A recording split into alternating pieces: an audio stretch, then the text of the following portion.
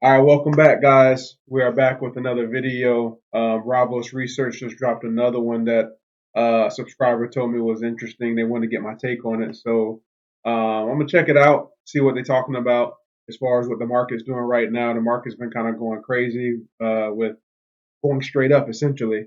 So, without further ado, let's check this video out and see what Bravos Research has to say about whether we keep doing a V-shaped recovery or if we turn back around and retest the low. So let's see what we got going on.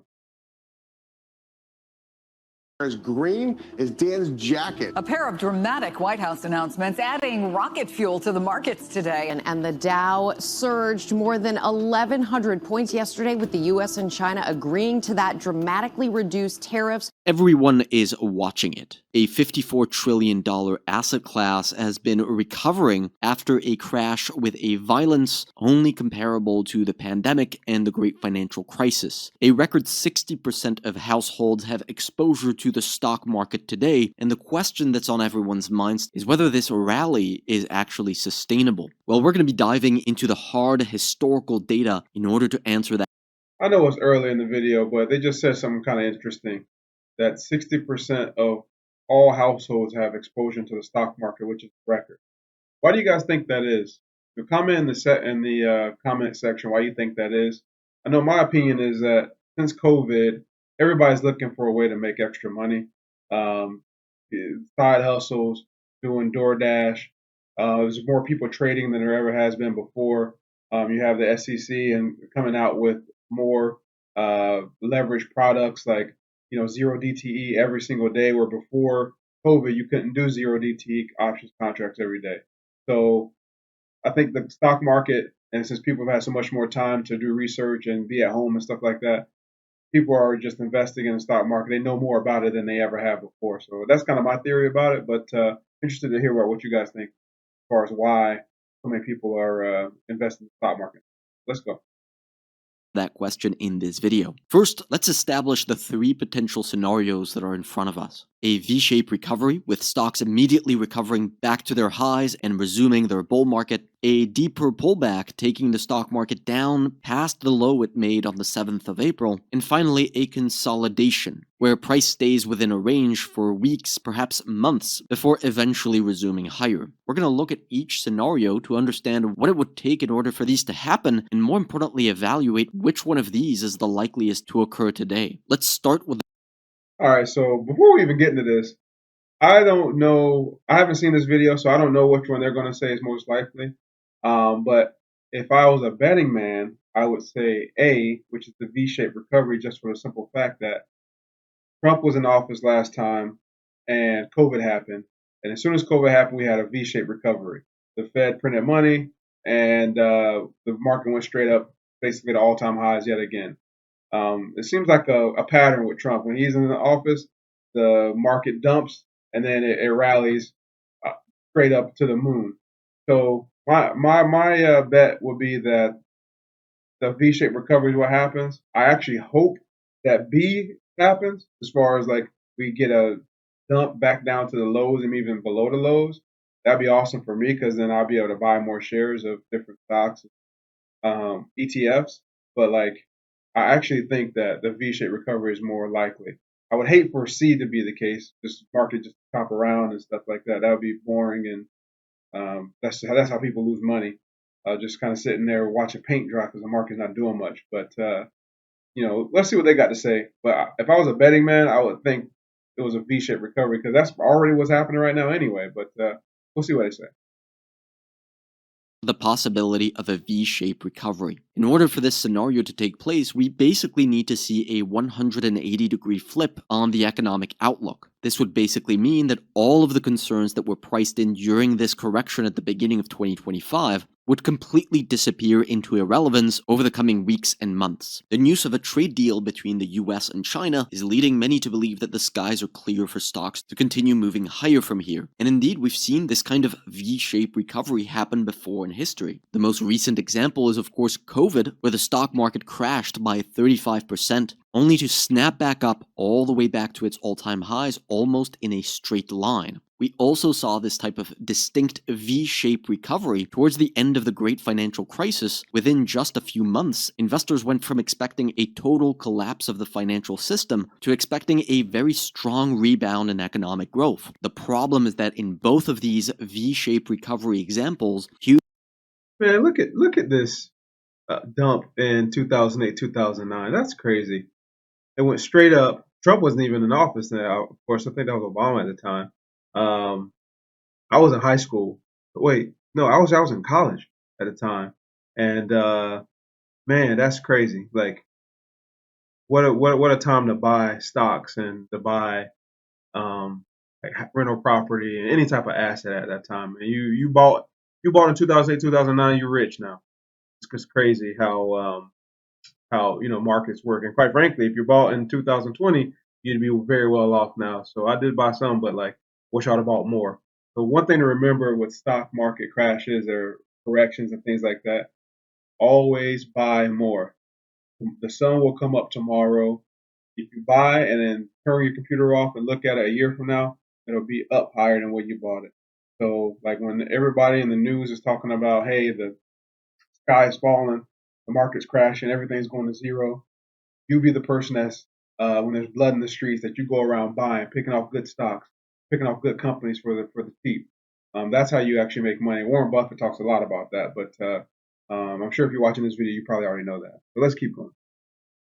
Huge amounts of monetary stimulus were likely responsible for these V-shaped recovery rallies. We can see this by simply adding the US Federal Reserve's balance sheet, which reflects how much liquidity the Fed is injecting into the financial system. And we see that the two biggest jumps in liquidity injections occurred right before these two V-shaped recoveries. And this is not something that we're witnessing today. So the V-shaped recovery scenario is already off to a bad start. But it's not all bad news for this scenario. There are some things that are going for it. For instance, stock market earnings, so how much money companies are actually making, have been very resilient despite the 20% drawdown in the stock market. This chart shows us the earnings per share estimates of the S&P 500. And if we zoom in closer on the 2025 earnings, we can actually see that earnings estimates are higher today in May than they were in January before the correction started. At the beginning of the month, giants like Microsoft, Meta, Apple, and Amazon all reported stronger than expected earnings. And there's some real driving factors that are pushing these earnings higher. The weakness that we've seen on the US dollar recently is helping make the international revenues of these companies look bigger. A weak US dollar also has a stimulative effect on the economy. We've had lower gas prices that have helped keep consumers' heads above the water. And the Federal Reserve has been lowering interest rates over the past year, which could also be starting to have some stimulative effects on the economy. These are all factors that we've been talking about over the last few months and explain why the stock market and stock market earnings have been so resilient in 2025. But none of these factors are stopping the storm that is brewing right over all of this. Tariffs are being implemented. As of now, the United States has imposed an average tariff rate of 3.6% on China. This is a brand new number calculated following the new negotiations that have taken place. The US Treasury Secretary has mentioned that this number would be the floor for tariffs on China. They've also imposed an average 3.4% effective tariff rate on the entire world, plus a 3.1% reciprocal baseline rate, plus 0.4% specifically on Canada and Mexico. Now, while these are much Well, I think it's one thing to keep in mind is that the tariffs on China and the world in general are going to probably be coming down, assuming nothing unforeseen happens. The Trump administration has been negotiating with China. Sounds like the negotiations have been going well over the last couple of weeks. Plus, they already got the deal done with the United Kingdom, and the European Union is already working on the deal. And the other, nations are working on deals as we speak. So like they're still going to start announcing deals that they've come up with on to get this tariff stuff situated. It's so crazy too because you get one thing to think about is that Trump's a negotiator; he's a businessman.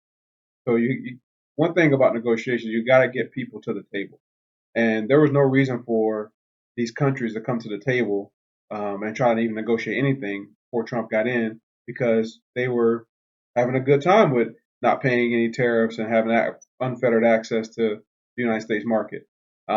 So, that during the last 50 years, yeah, that's been a thing where it's like, okay, that makes sense because we're trying to develop and help these other countries catch up. At this point, China's caught up and in some ways surpassed America. And a lot of places in the world have caught up. So it's like we don't need to be having this huge trade deficit with these countries anymore, trying to help them, develop their nation. Like, obviously we get the benefit of cheaper prices, but if we can bring in more revenues from the tariff stuff, we can actually start getting a lot of the things in our country back in order. Because namely, get the debt debt down, because that will be a huge deal if the debt spirals out of control. Because of course the Fed can't really be very aggressive on interest rate raises because they know we can't service the debt only up to a certain point. So all this stuff, prices are going to go up on consumers, of course, incrementally. But like all this stuff are essentially necessary evils to try to save the country in general from all the crazy deals that have been done in the past. And not all of them were crazy. Some of them were good. I mean, for the time, but things need to change. And unfortunately, they probably should have changed like 20 years ago. But Trump's trying to change them, now. So that's kind of my take on it. Anyway. Much lower numbers than what many were initially concerned about, they still impact roughly $2 trillion worth of trade in total, which would have an estimated impact on GDP of about a 1.5% contraction. For reference, the Great Financial Crisis saw US GDP contract by about 3%. So although tariffs may not trigger a full-blown recession, it's very likely they will slow the economy down, and that, in our opinion, reduces the odds of the V-shaped recovery scenario happening. Now, just because we don't believe this scenario is the likeliest, doesn't mean that we're going short on the market right now. If it's not going to be a V-shaped recovery, are we going to see a much deeper pullback on the market? Well, in this scenario, we need to see things deteriorating. Or to put it more simply, things need to get worse than they are today. There's many examples throughout history where things have gotten worse, even much worse, after a brief market bounce. A great example of this is in May of 2008, where the stock market rallied significantly after a deep stock market correction, but eventually the rally failed and the stock market took out the previous low, declining much further in the months that followed. The same thing happened a few times in 2001. The market rallied off its lows a few times, but each time the economic situation deteriorated and the stock market eventually rolled over and went down much further. I wish this guy's chart, and I can go pull this up, but I wish this guy's chart had the 200 moving average on the chart, the 200-day moving average, because that will kind of tell you where the market, even though there was a rally, that will kind of tell you where the rally was in relation to the 200-day or 200-week moving average. That moving average is very, very important. So, if you look at these rallies on the screen and you say, okay, well, yeah, that was a rally, it looked big, but it dumped. But did that rally get over the 200-day moving average is the question. Because if it didn't, then any market technician would tell you that, okay, we're not in a bull market, we haven't recovered yet. But if it did, and then it still, came back down up under it, then that's concerning. So it'll be interesting to see, if those upswings actually got above their 200-day moving average or not. Let's keep going. Just keep in mind, guys, like I want to stress, the 200-day moving average should be on everybody's chart, whether you're a trader, a technician, or anything. That tells you what kind of market we're in. If it's above the 200-day, we're still in the bull market. We're below the 200-day, we're in a bear market. If that's the simplest way I could put it. There's a lot more going into it, but like that is as simple as it gets. So whether you're a trader, investor, swing trader, whatever, keep that in mind. If this scenario were to happen today, I believe most people are aware of what that would mean. It's what everyone has been talking about non-stop since the whole tariff situation started. In fact, we already had the first negative quarterly GDP print for the first quarter of 2025. If we zoom out, we can compare this, for example, to the first quarter of 2008, where this negative GDP print was the first of multiple negative GDP numbers that followed during the duration of the Great Financial Crisis. Or we could compare it to this reading from the first quarter of 2001 that was also followed by an additional contraction in the economy. Both 2001 and 2008 are examples of actual economic recessions, and the stock market suffered much larger drawdowns during these periods, north of 50% contractions. Seeing further contractions in GDP today would also mean the stock market could experience a much larger decline than what we've already seen. But as you may have noticed, we've also seen negative GDP prints occur outside of economic recessions. These are isolated episodes of economic weakness, like in 2022, in 2014, and in 2011. All of these were actually great moments to be buying stocks in order to benefit from the economic growth that followed. The difference between these singular GDP Every dip is a great moment to be buying stock, but if you're a long-term investor, and everybody here should be a long-term investor. Anyway, I digress. contractions and these clusters of GDP contractions can be summed up in one word: layoffs.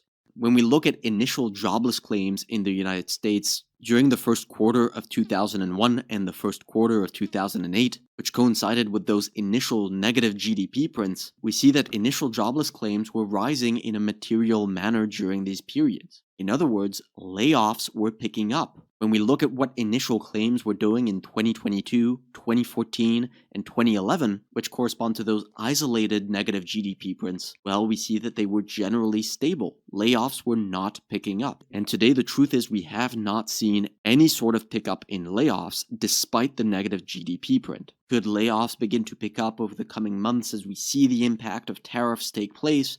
Sure, but right now the truth is there is still a very real possibility of the economy avoiding a recession, especially if those factors that I talked about earlier, low oil prices, lower interest rates, and a weak dollar, help stabilize the economy and stock market earnings. So that leaves us with the last possible scenario.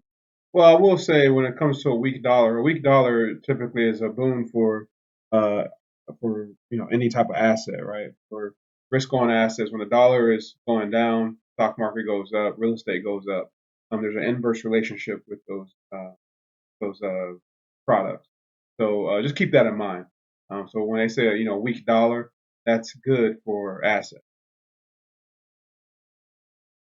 The consolidation or partial retracement. This is where the stock market would basically chop around for a while, digesting the bad news, but the economy avoids a recession in 2025, and eventually the market looks to a brighter future. We've seen this happen many times in the past. A great example of this is 2011. Following a 20% decline as a result of the European debt crisis, the stock market consolidated for multiple months, digesting the news before ultimately moving higher. The same thing happened in 1998 when the Asian financial crisis triggered a 20% stock market correction, raising. Let me stop on this one. You can see in this drop that he's referring to. What do you see? What do you notice? If you're a trader or a chart technician or a person who understands charts, you will see a double bottom. You'll see where the low of that 20% move, it got retested. Yeah, it came up and then it went back down there again, and then bounced off of there again, forming a double bottom, which is a very bullish, pattern on stock charts, and the market rallies from there. So the thing about if this was to happen or any type of bottom, these are the best type because it gives you an obvious place to put on a big trade. When you're talking about doing a V-shaped recovery, the problem with a V-shaped recovery is that when it happens, you don't know whether to put a lot of money into the trade or a little bit because you think maybe the market's going to come back down. And so you only put in a little bit at the bottom, and then the market takes off rallying without you, and then you end up FOMOing and to get a piece of the action. So now the market's up, and you're like, well, crap, I missed my entry. I bought it all the way down there. I only bought a little bit. I want to deploy the rest of my capital. Where am I going to deploy that, right? So now you just end up, well, let me just deploy it here. And then that ends up being a local top, and then the market tanks from there. Like that's like the type of stuff that happens all the time in stock trading. But these type of drops, these type of downturns that he's showing in 1998, those are the easy ones. Those are the ones where you're like, this is beautiful. I know exactly where I need to buy. I know exactly where I'm going to put my entries. So yeah, look out for those type of things. Recession concerns. The stock market chopped around for a few months digesting the news, but the economy did avoid a recession and stocks were able to recover. In our opinion, it might be boring and it might get less views, but that's the scenario that we think is the likeliest today. A great way to think about it would be to say that the uncertainty from tariffs caused a temporary economic slowdown, but have not yet triggered a full-blown recession. If the economy avoids a recession in 2025, although the market could continue chopping around, it would eventually recover back to its highs. Luckily, we don't need to be able to predict the exact path of the S&P 500 to profit from markets. We've made easy profits over the last couple of months. We just booked a 50% gain on NRG and a 17.5% gain on ZGen, and we just initiated a trade on IHS that's already up over 10%. If you want to catch our next trades, make sure to go to our website and test our service out. Yeah, guys, that's the video. It's interesting.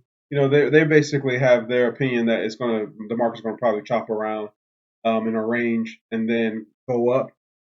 So I guess I was wrong. I thought they were gonna say V-shaped recovery for the reasons that I already mentioned. Because Trump's in office and the Fed will probably start lowering interest rates. Will probably start printing at some point. But I mean, that's what Trump wants them to do, right? He wants them to get money, make it cheaper to borrow, so companies will start investing more and things like that.